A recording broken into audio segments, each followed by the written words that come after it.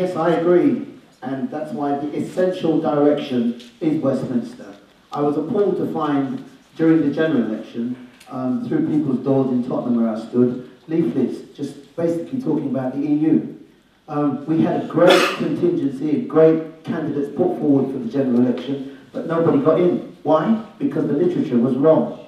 Now, if we can't correct that, then how are we supposed to inspire people to come into this party and the general public above all else to understand what we're all about? The essential direction is Westminster. Let's have some more talk about amongst the UKIP members in policy groups about the essential direction, which is Westminster, which is what I'm campaigning on, and which is what I'll push for, which is what I'll communicate with people to be done. Thank you. I think I agree with the sentiment of that question, yes. I think we should be a party that actually is campaigning non-stop. We are, after all, a campaigning organisation. We're doing this because we have a passion, and there are some big open goals at the moment. The coalition has given up on any idea that we can regulate the financial markets in London. Well, there should be 150 tube stations where UKIP activists should be outside, delivering leaflets. The coalition have decided that we should in future possibly share our nuclear deterrent trident with the French, God help us.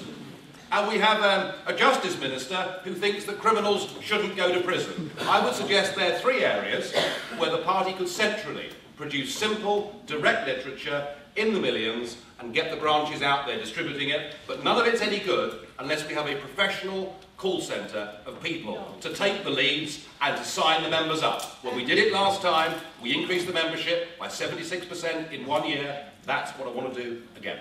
Well, I'm not in favour of reopening Ashford Call Centre, I have to say that first of all, and Nigel's touched on that, but yes, there is a role for some kind of calling round, but not the Ashford Call Centre.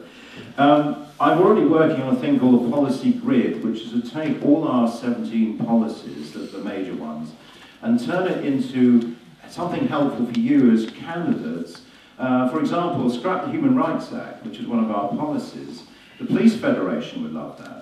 The police love it, the Prison Officers Association, they love it, and no one else is saying it. And I think that policy grid is going to be essential. It's going to give you the kit as a PPC. It's a route in, get your foot in the door, so you can go and talk to them about scrapping the Human Rights Act, and then, by the way, let me tell you about the EU arrest warrants and all the other things the EU is doing. And that's, turning policies into a meaningful form of campaigning. So John's absolutely right. Not just the EU, let's campaign right across the board on policy. There were two aspects to this. One was central planning of campaigning, and the other was policies. On the central planning, yes, we need a London office. We need a London office that can carry out the campaigns. We don't want just simply a media office financed by the European Parliament. And that, I've said, is something I want to do, and that's something, by the way, that I'm already working with Gerard Batten on, discussing office space and so on, in the expectation that I will become leader and that we'll need to carry this out very soon in the next few months. And I'm going to fund it to a large extent, initially by myself. The second question was policies. Look, there's so much one can say about policies. Of course we want policies.